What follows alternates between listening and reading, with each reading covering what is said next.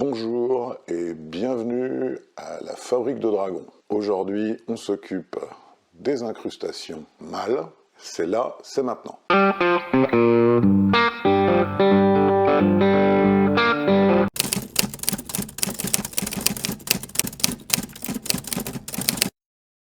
On a dans l'épisode numéro 1 dessiné nos différents motifs. On s'est retrouvé devant un gros problème qu'on a coupé en tout petits problèmes. On obtient 50 parcours d'outils.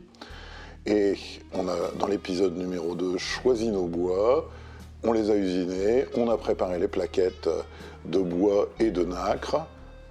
Il est temps maintenant de faire chauffer la CNC et de découper. Alors pourquoi commencer par les incrustations mâles ? C'est pour une simple raison, c'est que ce qu'on veut, c'est qu'une fois qu'on aura mis sur le lit de la CNC nos touches sur MDF, elles n'en bougeront plus jamais jusqu'à ce que ces touches soient finies. Et donc, il nous faut préparer à l'avance tous les éléments du puzzle. Avec la technique maintenant classique du ruban de masquage et de la cyano, on installe notre nacre.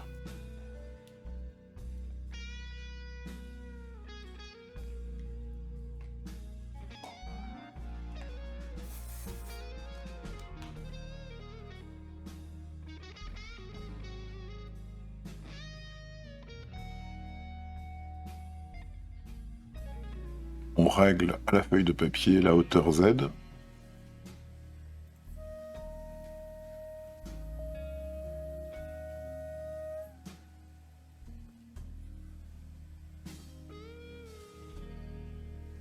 Et on casse à chaque pièce quasiment. Il est temps de se poser et de réfléchir.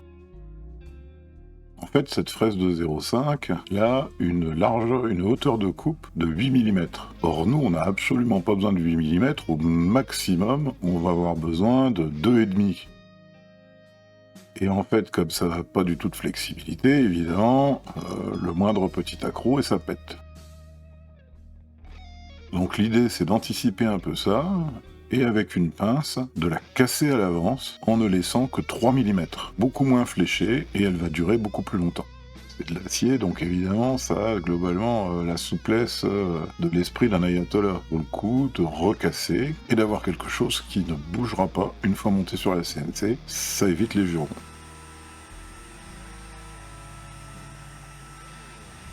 Et on voit que ça marche bien, je recommence. Je fais les autres pièces, et puis en changeant à chaque coup un petit peu le point zéro, je tire parti du maximum. Alors j'avais commencé à les ranger dans le bout de bois qu'on avait fait dans l'épisode précédent. En fait, après, il faut les ressortir.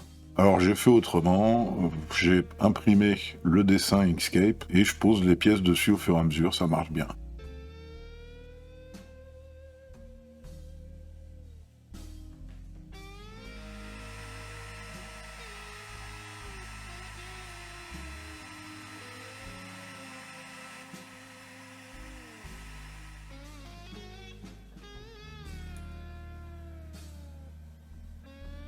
On attaque la nacre noire, ça ce sera l'insert central de la croix celte.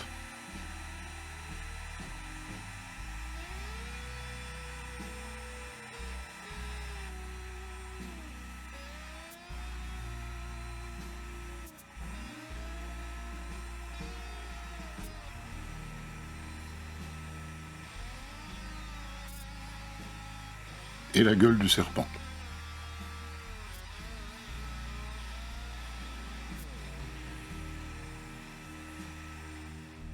On met ça dans de l'eau tiède, et quand il s'agit de nacre, le temps que la colle à l'amidon soit dissoute, faut compter 20 minutes, et on récupère nos petites pièces au fond.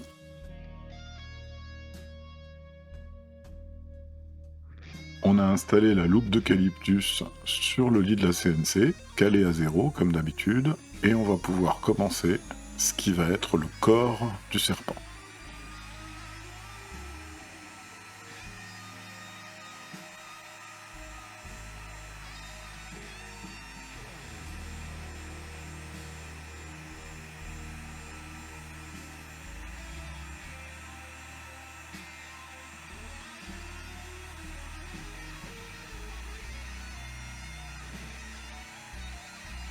Quand on a des pièces trouées, Aspire commence toujours par programmer le détourage des trous.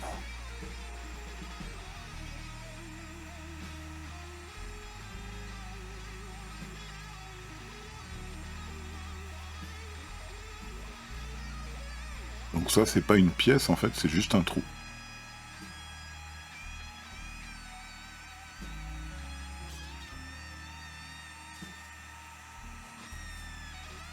Là, on peut attaquer la...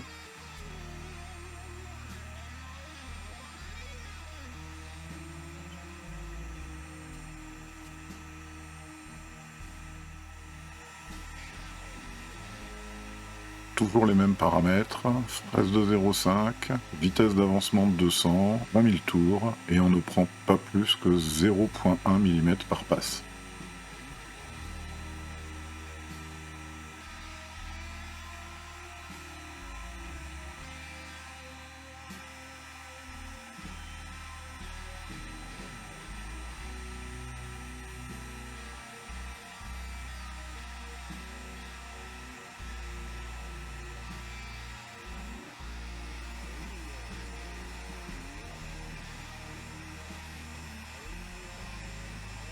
Ensuite, on recale au coin 0, c'est le coin inférieur gauche de la plaquette suivante, et on attaque les autres pièces.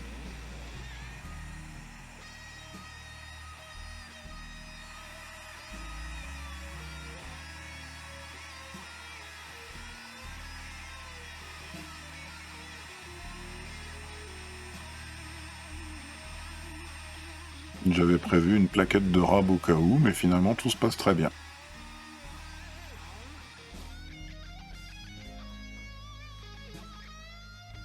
Voilà le corps de notre serpent. Vérifie avec la pointe du cutter, comme en pâtisserie.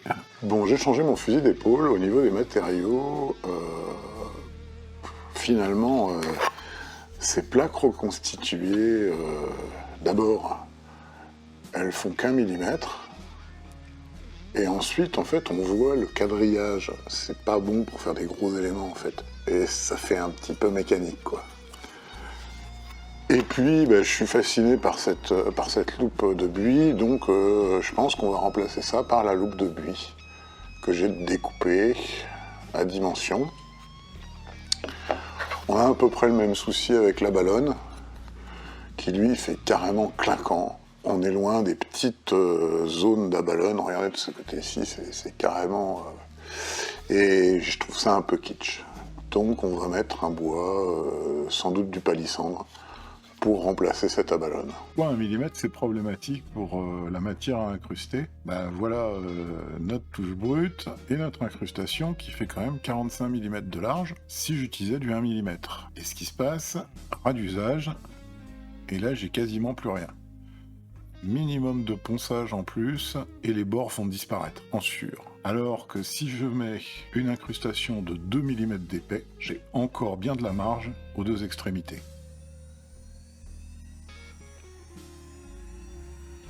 Et on commence la découpe des différents bois du dragon. La CNC va se recaler au point 0.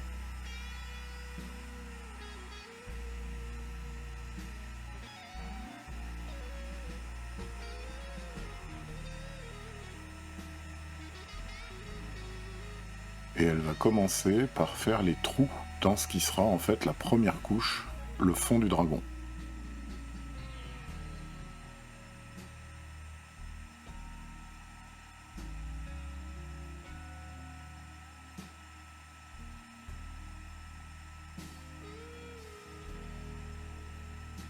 Fraise de 0,5, vitesse d'avancement 200, et on ne prend pas plus de 0,1 mm à chaque passe, puisque les fraises sont fragiles quand même.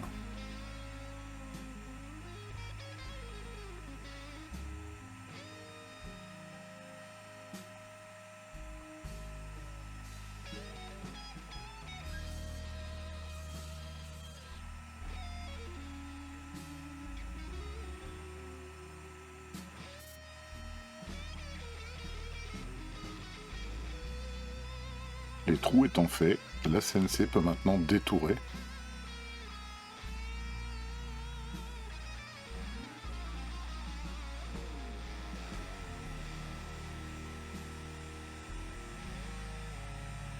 Sur le même bois, on va faire ce qui sera le ventre du serpent.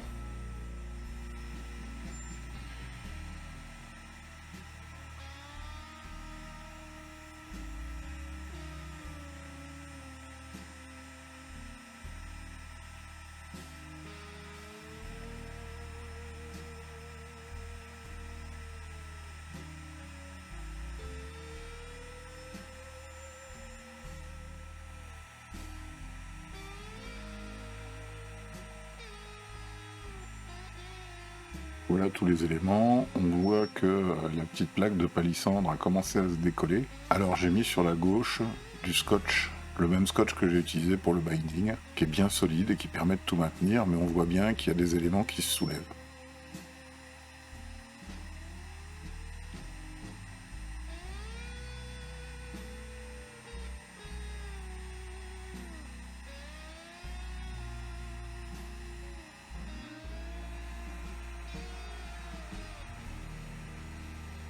On passe au gaillac, et là on a un deuxième problème. Il faut utiliser à fond la soufflette parce que le gaillac est un bois très gras. C'est pour ça d'ailleurs qu'on l'utilisait comme bois pour faire les poulies des bateaux à voile, puisqu'en fait ça protégeait de l'eau de mer et ça lubrifiait en même temps.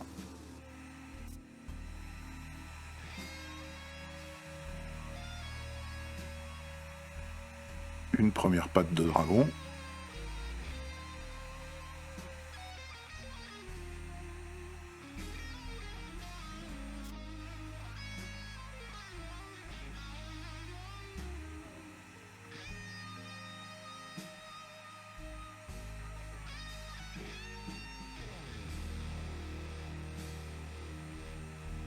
Et elle se décolle toute seule, donc on va pouvoir la récupérer.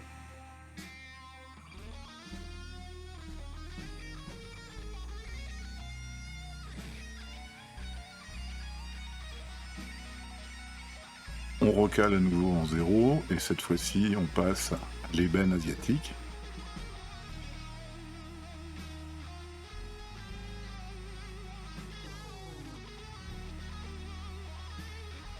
Et là il faut être attentif parce qu'on commence à avoir des toutes petites pièces qui ont tendance à sauter.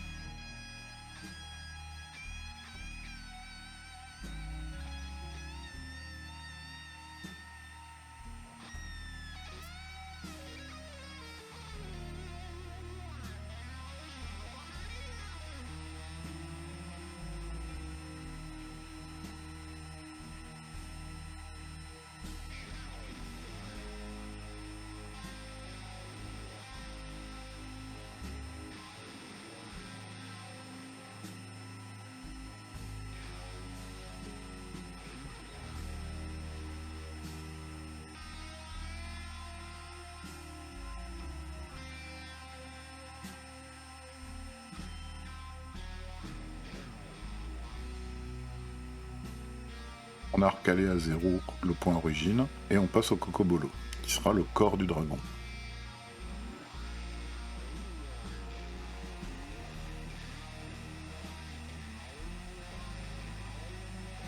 Enfin, le tambotier, qui sera les crêtes du dragon.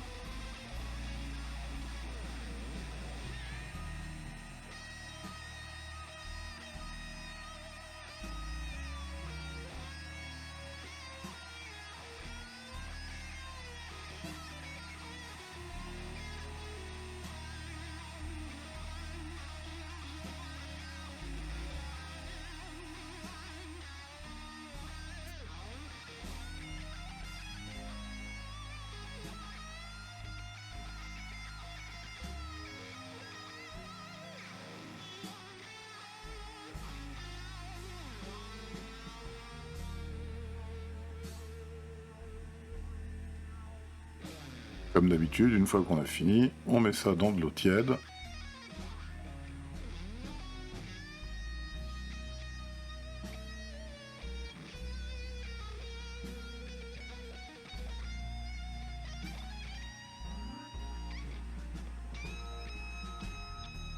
Et 5 minutes plus tard, pas plus, tout est détaché, et on peut récupérer nos pièces une par une pour les faire sécher.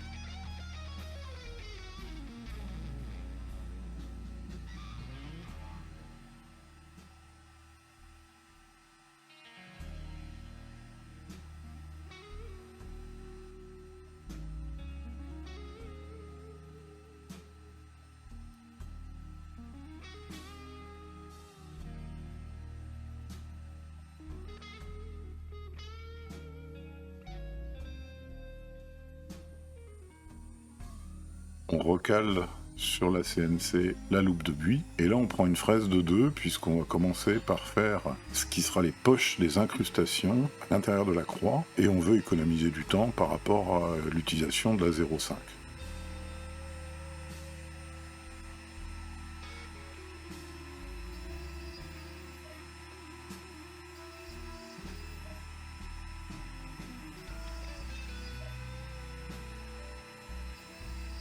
En fait, elle fait juste les endroits où peut passer du 2 mm.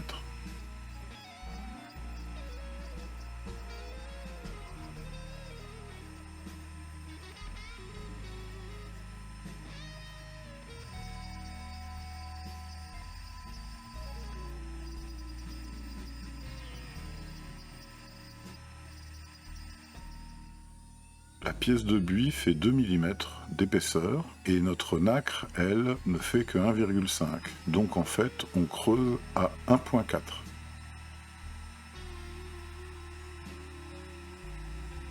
On monte la fraise de 0,5 et là on va faire toutes les poches qui recevront la nacre.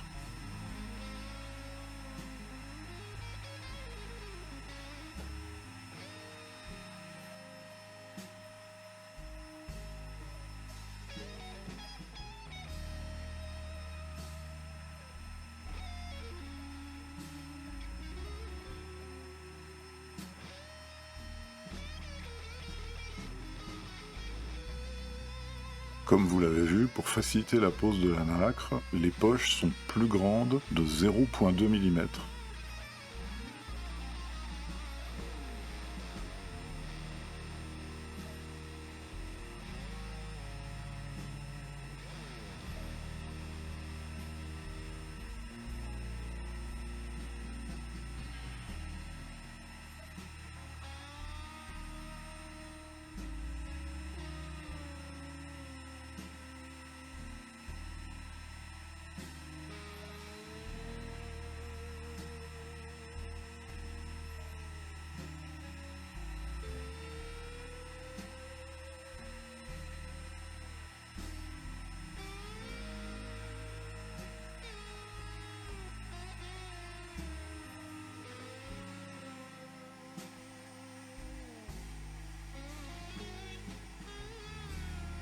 Voilà toutes nos poches pour la croix. À nouveau, on assure en rajoutant du scotch autour pour que le bois ne se soulève pas. Colle d'amidon est pas terrible comme colle, je l'ai déjà dit lors de la thébotte. On peut détourer ce qui seront les anneaux du serpent.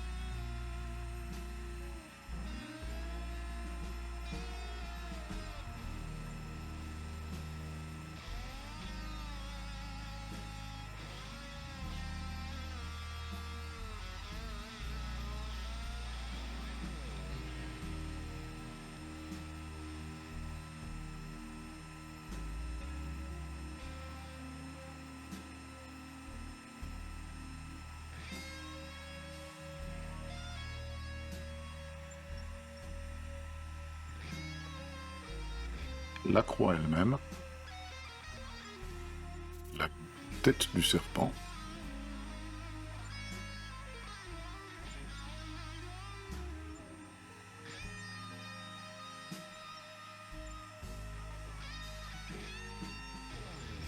et le cercle qui sera la base du dragon yin-yang.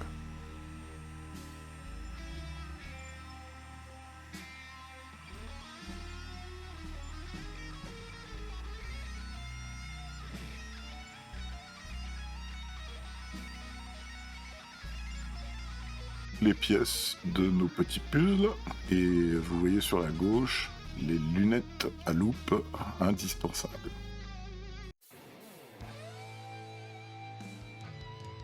Un petit peu de colle époxy U, l'outil indispensable, c'est-à-dire le cure-dent,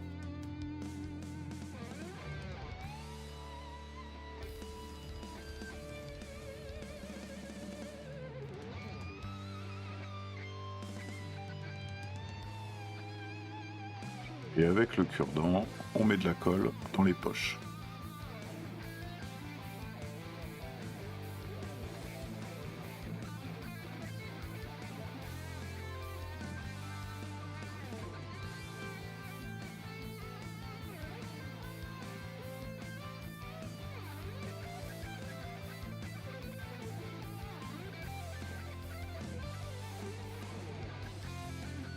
Caméra à la conf et la netteté sur mes doigts au lieu de faire la netteté sur le bout de bois que je suis en train de travailler. Ça va s'améliorer.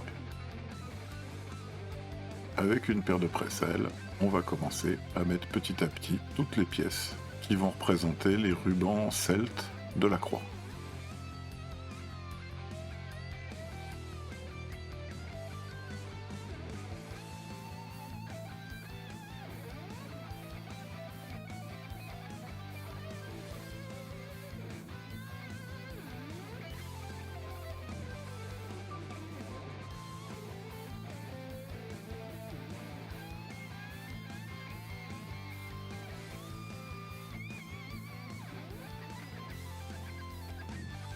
La colle époxy, c'est intéressant parce que on a 90 minutes devant nous et là, mine de rien, j'en ai eu pour 45 minutes à tout installer.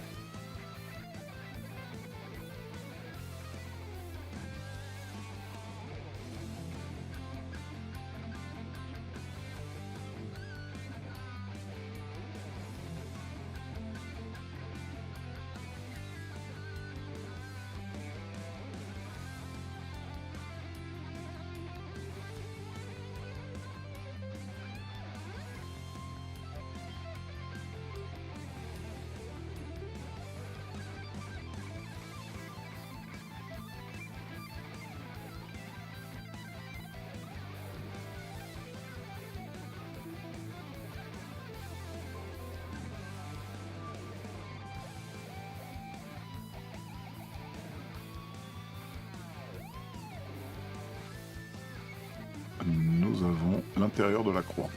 On va laisser sécher tout ça pendant 24 heures, comme d'habitude, entre 2 couches de papier cuisson.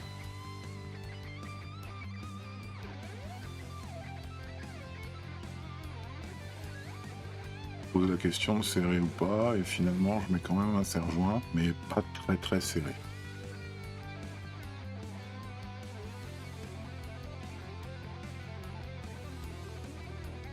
Tant qu'elle ne sera pas incrustée dans la touche, cette petite croix reste quand même assez fragile. Merci d'avoir suivi cet épisode. Vous avez vu qu'on se retrouve à la tête d'un gros puzzle bien compliqué. J'espère que ça vous a intéressé. Surtout, n'hésitez pas à vous abonner, à liker, à partager. Et quant à moi, je suis toujours sur la reconstruction des ponts du premier cercle. Vous savez, ceux qui avaient été détruits par un soi-disant messie.